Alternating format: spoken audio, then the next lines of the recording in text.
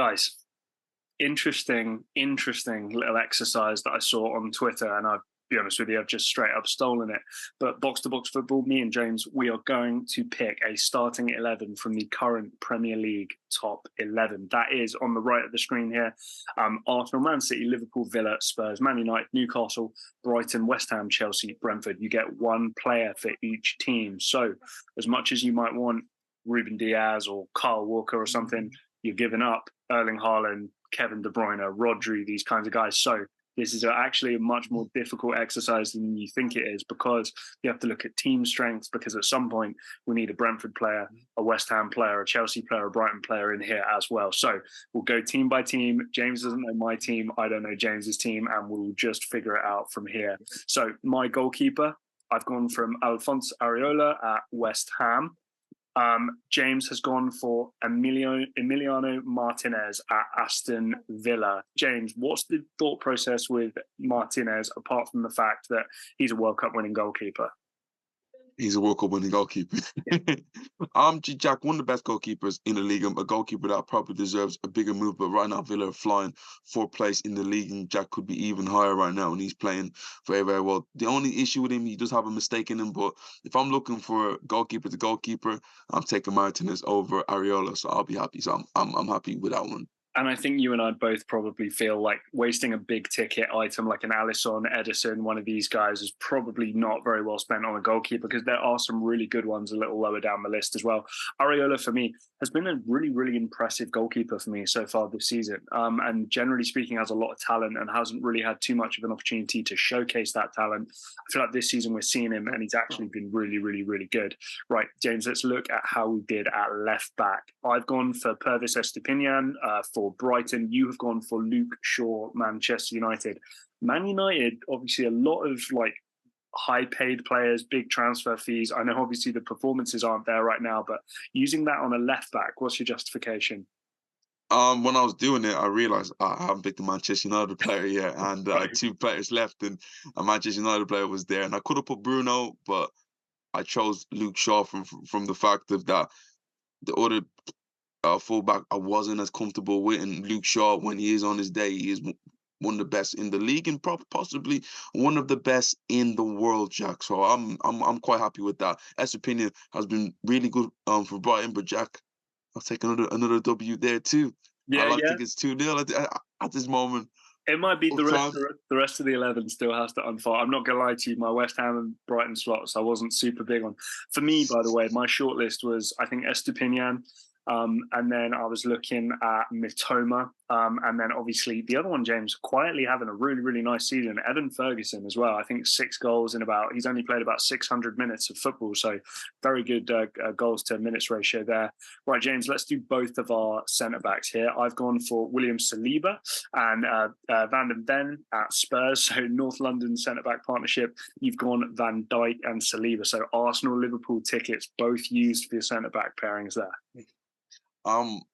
Again, to be looking at Van der Ven has been incredible this year. It's sad to see that he's gone down, and Spurs it kind of went a bit of a ruin, losing the last 3 games. But he's been one of the reasons why they were unbeaten before. But Jack, when you look at it, Virgil van Dijk has been the best centre back in the world for how many years now, and to me, he's gone back to his best. You know, the people don't hear too much about him because he's just constantly playing well, and people are very easy to bring up his mistake. But when he's playing well, everybody's quiet about it. And William Saliba, Jack, what can we say about him?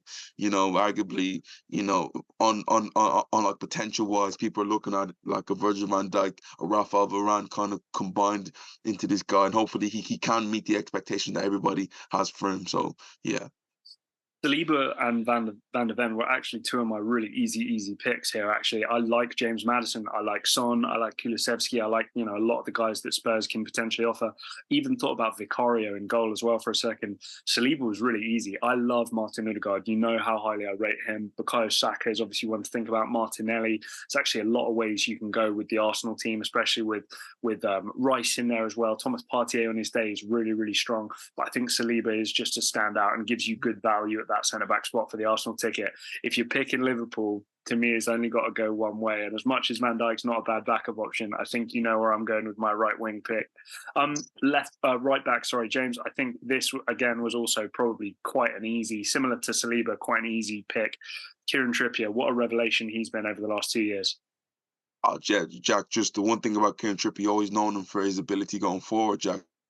He has become, I don't know, his time at Atletico Madrid has changed his view on defending, and he's just one of the best fullbacks in the league. But I also want to say, Jack, in the world, he's a consummate professional, and no matter who he's against, Jack, he has his way against some top fullbacks. He played against Bukayo Saka a few weeks ago, and Jack, he had his way with him. He made Bukayo Saka look ordinary, and I've seen him do this against a lot of top players. So yeah, since he's come back from Spain, he's just been a revelation. Wouldn't have been too mad at like Guimaraes, Sandro Tonali's obviously a great player. I know he's obviously been banned. Isak again. Like there's a couple of guys for Newcastle, but Trippier is such a standout. Holding midfield, I've gone Douglas Luiz for Aston Villa. James has gone for Yves Bissouma for Spurs.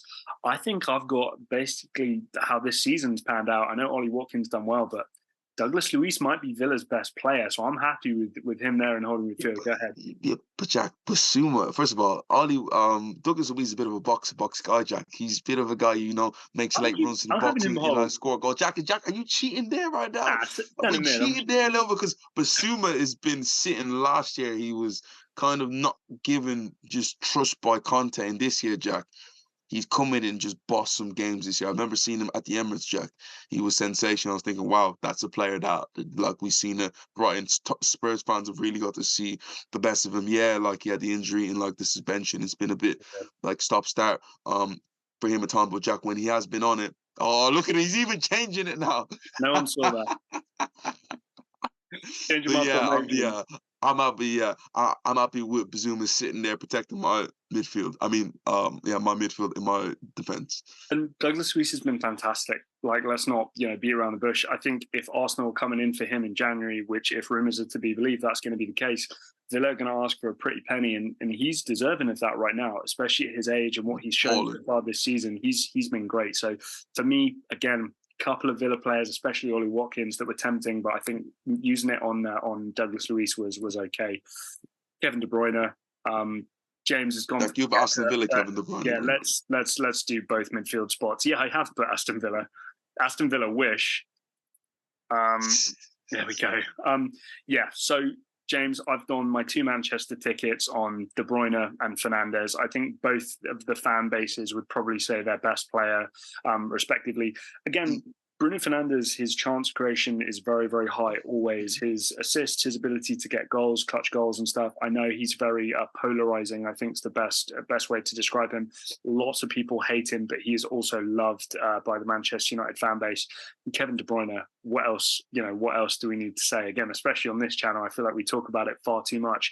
The one I want to talk about for you, I obviously won for Alphonse Areola in goal for West Ham, Lucas Paqueta, and I think you were very, very pleased with that coming up. Jack, he's to me a player that once he becomes available again, you're going to see City and Arsenal both joust out for him, Jack. This guy, the only reason why he's not getting talked about the way he is because he plays for West Ham, Jack. Special talent. When he is fit, he's a starter for Brazil. Just his overall ability, what he can do, Jack. Just his ability to do the defensive work, but on the ball, Jack. Oh, you can tell he's Brazilian with the stuff that he can do. And next to him, Jack, KDB.